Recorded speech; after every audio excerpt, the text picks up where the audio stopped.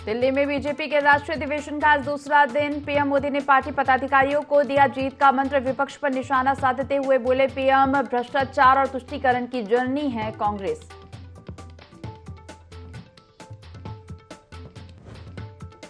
लोकसभा चुनाव की तैयारियों में जुटी बीजेपी। राष्ट्रीय परिषद की बैठक से जीता बूथ। चुनाव जीतने का मंत्र लेकर लौटेंगे 250 प्रतिनिधि। फिर आक्रामक प्रचार में जुटेगी बीजेपी।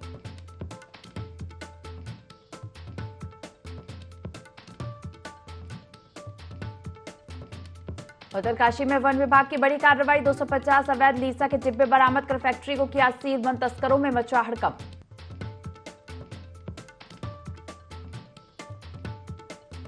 उत्तराखंड में फिर बदलेगा मौसम। 22 फरवरी तक बारिश बर्फबारी का ऑरेंज अलर्ट। गढ़वाल के ऊंचाई वाले इलाकों में बर्फबारी की संभावना।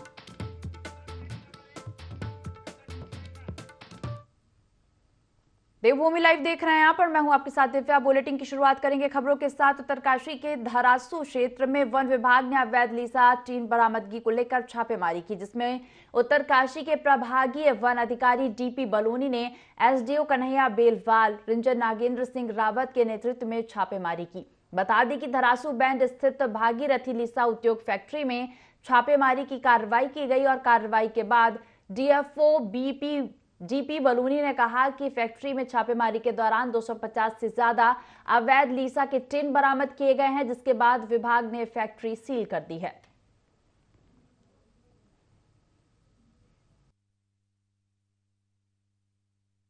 मुखबिर से भी सूचना मिली थी और हमारे जो वन संरक्षक भागीरथ महोदय हैं उनके द्वारा भी हमें सूचना दी गई कि इस तरह से कुछ जो है चोरी का लीसा वहाँ पे आ रहा है। वहाँ पे फिर हमने कल छापे की कार्रवाई की और छापे की कार्रवाई में 400 टिन लीसा जो कि एकदम फ्रेश टिन थे, जिन्हें कूप नंबर भी नहीं पड़ा था, तो वो हमने वहाँ पे जब्त किया। ये करीबन 68 कुंतल के आसपास रहा होगा। तो इस प्रक्रिया के दौरान जो फैक्ट्री के मालिक थे वो भी आ गए थे। उनका ये कहना था कि साहब ये तो लीसा जो है मैंने होशियारपुर के किसी आदमी ने यहाँ डाला है, बट वो जायज़ नहीं लग रहा था क्योंकि उसके बारे में उन्होंने खुद ही एक्सेप्ट किया कि ये नंबर 2 का माल है। तो वो सारा माल सीज करके हम धरासू ले आए थे। उनके जो भी अभिलेख थे वो हमने सीज कर दिए थे और आज मैंने अपने एसडीओ को उस पर बैठाया हुआ है कि भाई वो पूरा मिलान करके उसको वो करे और फिर ये जो भी गलत चीज़ वहाँ पे पाई गई है उस पर नियमानुसार कार्रवाई। उत्तराखंड में बढ़ रही बेरोजगारी से युवा परेशान होते नजर आ रहे हैं। इसी को लेकर युवा कांग्रेस अपनी आवाज बुलंद करती नजर आई। कई मुद्दों को लेकर सोमवार को मसाल जुलूस निकालेगा। युवा कांग्रेस के जिला अध्यक्ष सुमित लोनी ने प्रेस कॉन्फ्रेंस करते हुए कहा कि विभिन्न मांगों को लेकर जुलूस निकाला जाएगा।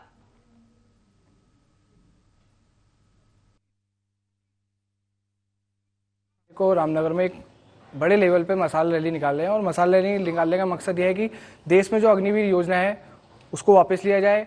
अंकिता भंडारी जैसा जघन्य अपराध उसकी सीबीआई जांच हो और प्रदेश में बढ़ती हुई बेरोजगारी उसके खिलाफ अन्याय के विरुद्ध न्याय का युद्ध। और हमारे रामनगर में हॉस्पिटल जैसे जो हॉस्पिटल को पीपी मोड में डाल दिया उसके खिलाफ हम एक मसाल रैली करने जा रहे हैं और हमारा सभी युवाओं से आह्वान है कि ज़्यादा से ज़्यादा संख्या में आकर आप मसाल रैली का हिस्सा बने और अपनी आवाज़ को बुलंद करें। इसलिए हम मसाल रैली के माध्यम से घर घर पहुँचने का हमारा मुद्दा है कि और हर एक युवाओं को उनकी जो अधिकार है उनसे लड़ने उनको दिलवाने के लिए हमारा प्रयास है। हमारे साथ भुवन कापड़ी जी, प्रकाश जोशी जी, हमारा शीर्ष नेतृत्व जितने भी हमारे उम्मीद है कि हमारे साथ 19 तारीख को आएंगे और हमारे साथ मसाल रैली का हिस्सा बनेंगे।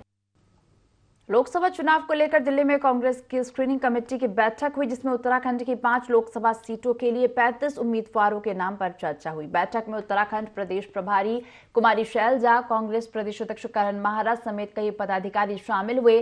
कांग्रेस प्रवक्ता शीशपाल बिष्ट ने कहा कि ये एक सामान्य प्रक्रिया है। कांग्रेस स्क्रीनिंग कमेटी की बैठक में जिताऊ उम्मीदवारों को प्राथमिकता देने पर जोर रहा है। उम्मीदवारों के लिए कुछ नामों को लेकर चर्चा हुई। साथ ही उन्होंने कहा कि कुल मिलाकर 40 के आसपास उम्मीदवारों के नाम पर चर्चा हुई है।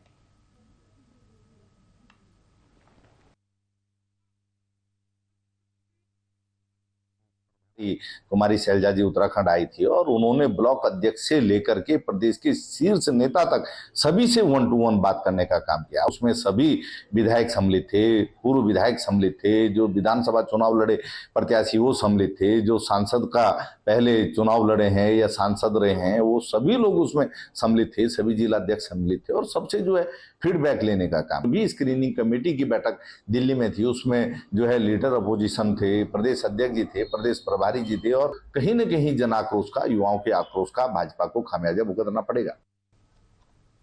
उत्तराखंड में भू कानून और मूल निवास की मांग लगातार बढ़ती जा रही है और जिसको लेकर आम जनता समेत कई संगठन सड़कों पर प्रदर्शन कर रहे हैं। वहीं कोटद्वार में भी कई लोग भू कानून और मूल निवास की मांग को लेकर भू कानून संघर्ष समिति के बैनर तले सड़कों पर उतरकर अपना समर्थन दे रहे हैं और इसी क्रम में उत्तराखंड की क्षेत्रीय पार्टी यूकेडी ने भी इस प्रदर्शन को अपना समर्थन दिया है। बता दें कि प्रदेश के लोग उत्तराखंड के अस्तित्व को बचाने के लिए भू कानून की मांग कर रहे हैं, जिसमें मुख्य रूप से बाहरी लोगों पर जमीन खरीदने को लेकर अंकुश लगाने की मांग है।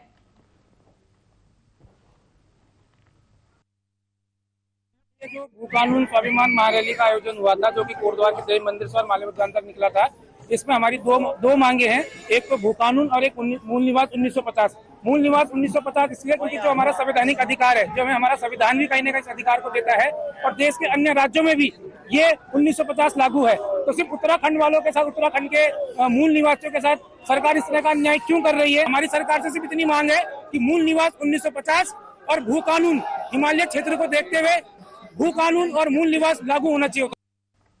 उत्तराखंड में बीजेपी और कांग्रेस दोनों ही लोकसभा चुनाव की तैयारियों में जुट गई हैं। दोनों दल अपनी अपनी जीत का दावा कर रहे हैं। कांग्रेस का कहना है कि वो चुनाव को लेकर पूरी तरह से तैयार हैं। कांग्रेस लोकसभा की 5 सीट जीतेगी। वहीं कांग्रेस के बयान पर भाजपा ने पलटवार करते हुए कहा कि कांग्रेस को विकास के मुद्दे दिखाई नहीं देते हैं, इसलिए कांग्रेस इस तरह से बयानबाजी कर रही है।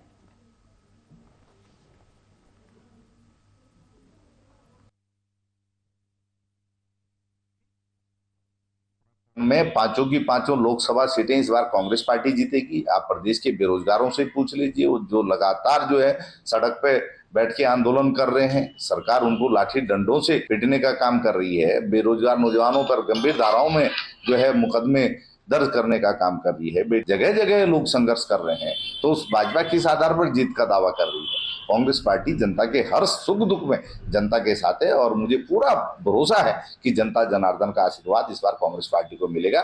और भाजपा कितने ही दावे कर ले, उसके बाद भी राज्य से इस बार उसकी झोली खाली ही रहने वाली। भारतीय जनता पार्टी जिस प्रकार से जन जन के बीच में जाके प्रत्येक सम्मेलनों के माध्यम से जनता के बीच में जो जगह बना रही है और ऑलरेडी जो बन चुकी है, उससे कांग्रेस पार्टी घबराई हुई है। कांग्रेस पार्टी मुद्दा विहीन है। कोई भी मुद्दे लेकर ये जनता के बीच में पॉजिटिवली नहीं जा रहे हैं और अभी जो इनमें हबड़ तबड़ हो रही है उसमें भी ये बूथ जोड़ो और भारत जोड़ो की बातें कर रहे हैं। पहले खुद को तो जोड़ लें, पहले महाराज जी अपने संगठन को जोड़ लें, उसके बाद बड़ी बड़ी हांके, क्योंकि हार तो निश्चित है कांग्रेस पार्टी की। अब कुछ ना कुछ तो इनको करना है, तो बातें बनाने के अलावा इनका कोई कार्य नहीं है। हरिद्वार सिटिकल मैन्युफैक्चरर्स एसोसिएशन उत्तराखंड और एमटेक इंडिया के द्वारा आयोजित 3 दिवसीय Haridwar pharma and lab expo के दूसरे दिन 15 उद्योगों को अवार्ड से सम्मानित किया गया। साथ ही nano technology, regulatory compliance and quality insurance पर कार्यशाला का आयोजन हुआ। प्रदर्शनी में हरिद्वार यूनिवर्सिटी के छात्र छात्राओं ने सांस्कृतिक कार्यक्रमों की प्रस्तुति दी। प्रदर्शनी में vice chancellor Ayurvedic university doctor Arun Tripathi ने उद्योगों को अवार्ड देकर सम्मानित किया। मैन्युफैक्चरिंग एसोसिएशन के अध्यक्ष हरेंद्र गर्ग ने बताया कि प्रदर्शनी का मुख्य उद्देश्य उत्तराखंड में बाहर के उद्योग निवेशकों को आमंत्रित करना है।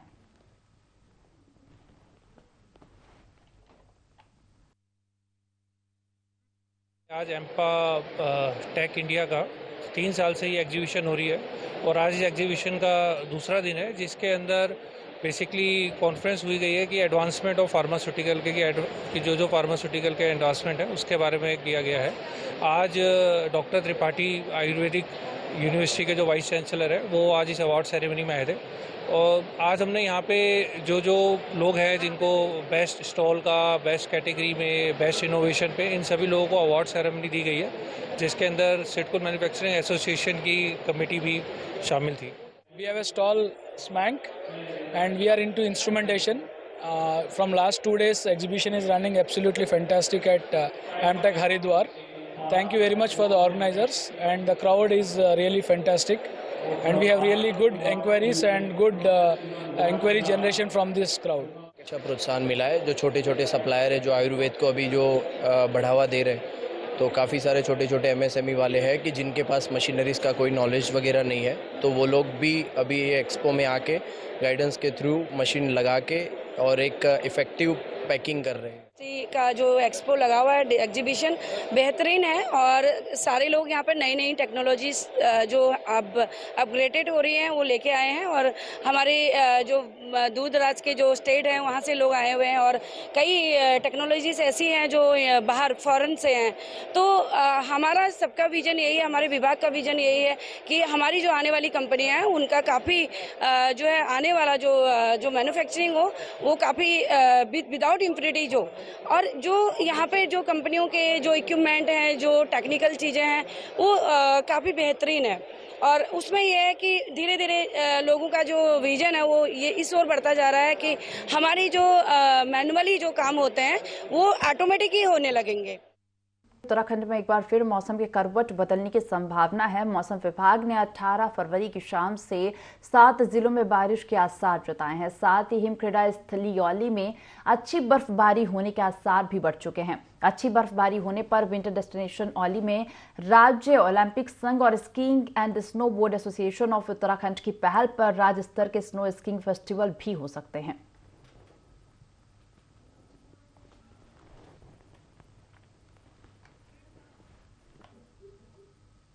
तो मौसम विभाग के जारी किए गए पूर्वानुमान उत्तरकाशी जनपद में सटीक साबित होते हुए दिखाई दे रहे हैं। जनपद मुख्यालय सहित पूरे जनपद में घने बादल छाए हुए हैं। साथ ही गंगोत्री धाम में हल्की बर्फबारी भी शुरू हो गई है।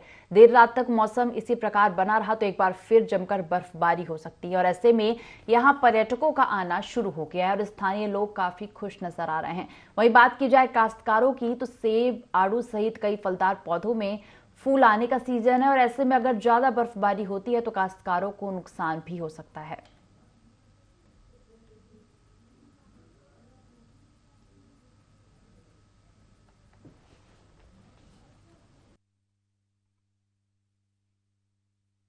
उत्तरकाशी में मौसम विभाग का जो पूर्वानुमान था वो बिल्कुल सटीक साबित होता हुआ दिखाई दे रहा है, क्योंकि यहाँ पे जनपद मुख्यालय से जो है पूरे जनपद में जो है पूरे बादल छाए हुए हैं और जो बात करूँ मैं गंगोत्री धाम की तो वहाँ पे हल्की बर्फबारी हो रही है। फिलहाल पूरे जनपद में जो है बादल छाए हुए और थोड़ी देर में हो सकता है कि यहाँ पे जो है बारिश शुरू हो जाए और देर रात तक जो है बर्फबारी का सिलसिला शुरू हो सकता है। दीपक नोटल, ND24 उत्तरकाशी।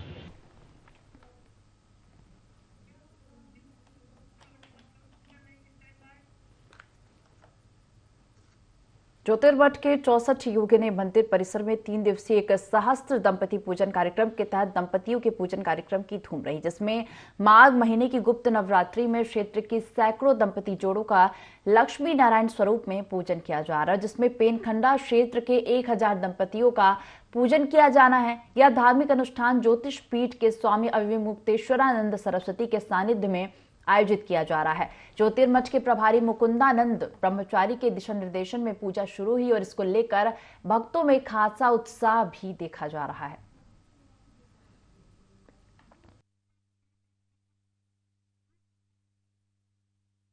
दंपति पूजा और ये महाराज जी ने यहाँ पे ये पहल की पिछले साल से और ये बहुत अच्छा एक मैसेज जाएगा और उसमें जो हमारे जैसे बुजुर्ग लोग हैं और आज इस तरीके से जयमाला जैसा एक किया गया यहाँ पे तो वो बहुत पुरानी याद एक ताज़ा हो गई। लोगों को ये लगा कि ये बहुत अच्छा ये कार्यक्रम है दंपति पूजा का और ये आयोजन महाराज जी को हर साल करना भी चाहिए। दंपति पूजन का जो कार्यक्रम है जगत गुरु शंकराचार्य ज्योतिष पीठाधीश्वर स्वामी अविमुक्तेश्वरानंद सरस्वती जी महाराज के द्वारा यहाँ पर किया जा रहा है और इसमें 1000 जो है दंपति का यहाँ पर पूजन किया जाएगा। 3 दिनों तक ये कार्यक्रम यहाँ पर निरंतर चलता रहेगा और जोशीमठ में और इस पूरे क्षेत्र में पहली बार महाराज श्री की ओर से दंपति पूजन का ये कार्यक्रम यहाँ पर संपन्न किया जा रहा है। विगत कई वर्षों से मठ का कार्यक्रम चल रहा है जिसमें अनेक पूजा होती है। उसमें आज जगत गुरु शंकराचार्य स्वामी अविमुक्तेश्वरानंद महाराज के शिष्य और इस ज्योतिर्मठ के प्रभारी मुकुंदानंद ब्रह्मचारी एवं उनके साथ पूरा जो यहाँ मठ का स्टाफ है उन्होंने बहुत अच्छे कार्यक्रम की शुरुआत की। सहस्त्र दंपति पूजन कार्यक्रम में 1000 से ज़्यादा जोड़ों की पूजा होनी है और ये कार्यक्रम लगभग 3 दिन तक चलेगा। और जिस प्रकार से जोशीमठ में एक आपदा आई हुई है, इसके बीच इस प्रकार के आयोजन कर रहे हैं। मैं पूरे आयोजन कमेटी को बहुत बहुत बधाई देता हूँ, शुभकामनाएं देता हूँ। जहां चाह वहां राह, ये कथन तो आपने हमेशा सुना ही होगा, पर इस कथन को जमीन पर उतारा है जनपद उत्तरकाशी के दूरस्थ क्षेत्र पनोथ गांव के 75 वर्षीय बुजुर्ग इंदर सिंह ने। लोक निर्माण विभाग से रिटायर्ड इस व्यक्ति ने अपने गांव में बढ़ रहे पलायन को देखते हुए देहरादून से अपने गांव में वापसी की और बंजर पड़ी खेती पर काम शुरू किया। पूरे क्षेत्र में नकदी फसल की मंडी बना दिया, जिससे ग्रामीणों को सब्जियां उपलब्ध हो जाती हैं।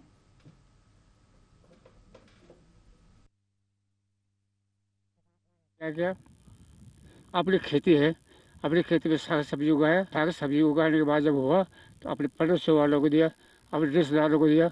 मैंने बेचा नहीं, अभी बहुत है, कम से कम न होता है गन्ना में 5,000 6,000 का एक साल में जाता है।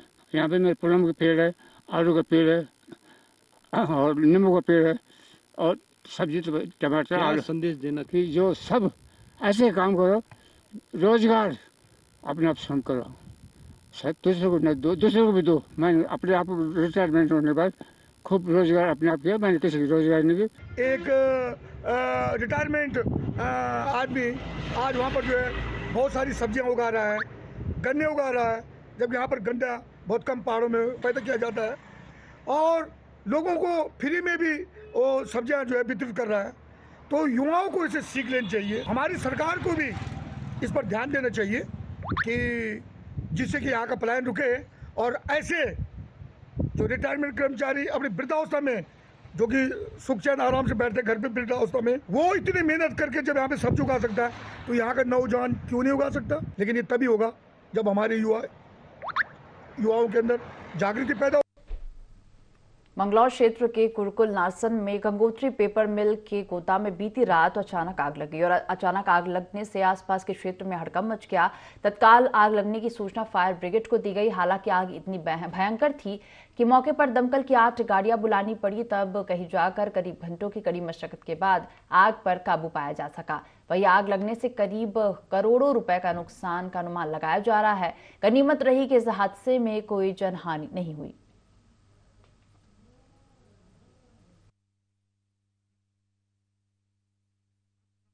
शॉर्ट सर्किट से हुआ हो सकता है कि कोई बीड़ी सिगरेट किसी ने पी हो और गलती से रॉ मटेरियल में फेंक दी। जो पेपर होता है ज्वलनशील होता है तो आग पकड़ लेता है।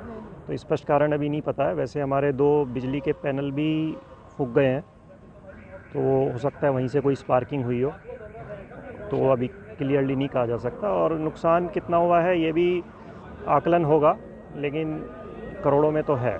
कितने बजे ये आग शुरू हुई ये नहीं कहा जा सकता, लेकिन 3:45 बजे के करीब ये नोटिस हुई, लेकिन आग डेफिनेटली उससे कुछ पहले शुरू हो गई होगी। हो सकता है कि 2 बजे के आसपास आज सुबह में ये आग चालू हुई हो।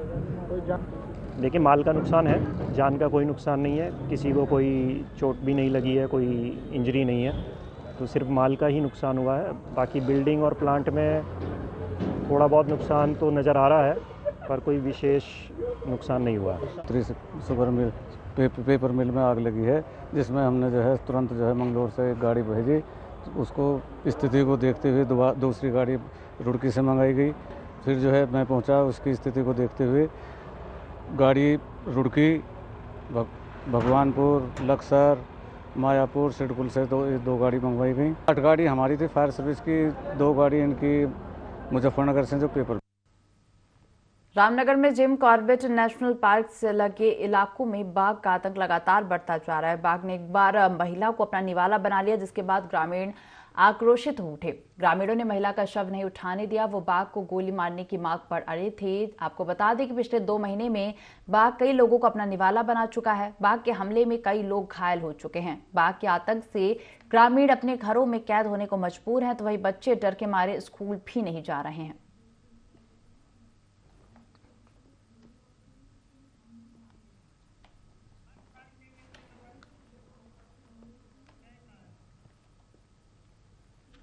मौसम विभाग ने एक बार फिर से प्रदेश के पर्वतीय जिलों में बारिश के साथ बर्फबारी की संभावना जताई। मौसम विज्ञान केंद्र की ओर से जारी पूर्वानुमान के मुताबिक 18 से 20 फरवरी तक मौसम में बदलाव के आसार है, जबकि 21 फरवरी को भी प्रदेश के कुछ जिलों में बारिश और ओलावृष्टि हो सकती है।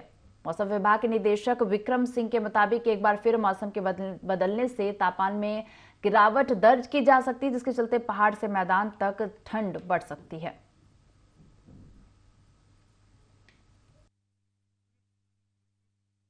उत्तराखंड के लिए मौसम की बात करें, आज 18 फरवरी हो गई है और जैसे बोला गया था कि 18 से जो एक पश्चिमी विक्षोभ है वो आ रहा है और उसका असर जो है कुछ जगहों में हल्की मध्यम दर्जे तक की जो बर्फबारी वो रहेंगी। बर्फबारी की जहाँ तक बात है तो वो 3500 मीटर या उसके आसपास तक ही है या उसके ऊपर मिलेंगी और बाकी जगह आप कह सकते हैं कि लाइट है मॉडरेट रेंज जो वो दिखेंगी।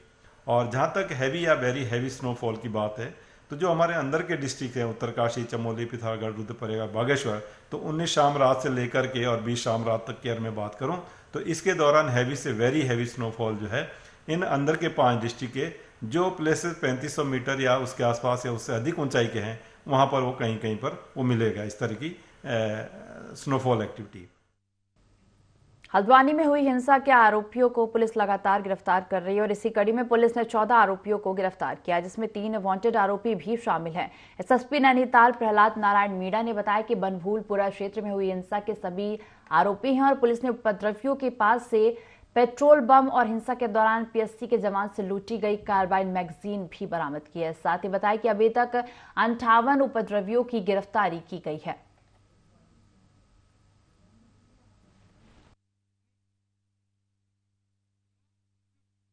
अभियुक्त थे जिनके कोर्ट से हमने वारंट लिए थे। इनमें से 3 अभियुक्तों को आज हमने गिरफ्तार किया गया है और इसके अलावा बाकी 11 हमने और अभियुक्त जो तीनों मामलों में मिला के गिरफ्तार किए हैं। तो आज टोटल जो है 14 लोगों की गिरफ्तारी हुई है और अब तक इस मामले में 58 लोगों की गिरफ्तारी हो चुकी है। आज हमने गिरफ्तारियाँ की है, इसमें एक अभियुक्त जो है उसके कब्जे से हमने जो पीएससी की हमारी सरकारी मैगजीन गायब हुई थी पिस्टल की, वो हमने बरामद की है। साथ ही जो मुखानी थाने की जो गाड़ी थी उस पर आग लगाने वाले जो अभियुक्त थे उनके कब्जे से हमने कुछ जिंदा पेट्रोल बम भी बरामद किए हैं और साथ ही इनमें से जो 2 अभियुक्त हैं उनकी गिरफ्तारी की गई है जिनके द्वारा पेट्रोल बम बनाए गए और जो उपद्रवी उनको पेट्रोल बम दिए। जनपद उत्तरकाशी में विद्युत विभाग का सरकारी विभागों पर करोड़ रुपए का बकाया, जिसमें विकास भवन सहित शिक्षा विभाग, स्वास्थ्य विभाग सहित नगर पालिका पर करोड़ों रुपए का विद्युत बिल का बकाया है। यूपीसीएल ने सभी विभागों को भुगतान करने के लिए नोटिस भी जारी कर दिए हैं। अगर 1 मार्च तक यह विभाग भुगतान नहीं करते हैं तो जनपद के कई विभागों की बिजली काट दी जाएगी। नगर पालिका का कहना है कि वह जल्द ही बकाया बिल का भुगतान करेगी और ऐसे में अगर नगर पालिका की बिजली कट जाती है तो जनपद मुख्यालय अंधेरे में डूब जाएगा।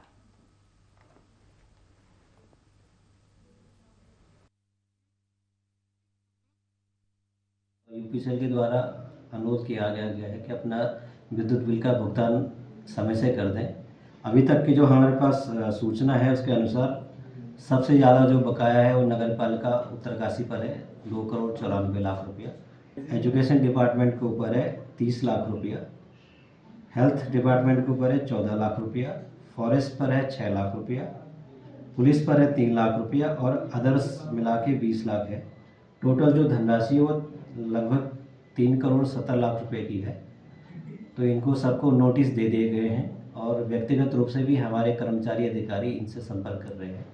अगर विभागों के द्वारा भुगतान नहीं किया जाता है तो हम इनके विद्युत संयोजन काट देंगे। योजना बनाई है। वर्तमान में हमारा इसी हफ्ते हम लोग लगभग 50 से 55 लाख रुपए का बिल हमने बना लिया है, पेड करेंगे। फिर हमारी जैसी राज्य वित्त की अगली किस्त आएगी उसमें से भी इस तरह से हम लोग 50 लाख के आसपास हम लोग उन्हें फिर पेड करेंगे। तो इस तरह से करते हुए हम इसको ख़त्म कर लेंगे, क्योंकि राज्य वित्त से हमें तनख्वाहें भी देनी पड़ती हैं और पेंशनर के लिए भी होता है वो पैसा। तो जो भी हमारा पैसा उसमें बचेगा उसके लिए मिनिमम 50 लाख रुपये तो हम हर किस्त में हम भेजेंगे। पूर्व के लिए तो मैं कुछ ऐसे नहीं बता पाऊँगा, क्योंकि आपको पता है मेरे को भी 1 साल हुआ है। तो इसमें मैंने अभी तक दूसरा बिल मैं रनिंग में ला रहा हूँ। एक इससे पहले हमने 25 लाख रुपए का बिल दिया था और अब हम 50 लाख का एक और दे रहे हैं। तो इस बुलेटिन में फिलहाल इतना ही। आप बने रहिए IND 24 के साथ। नमस्कार।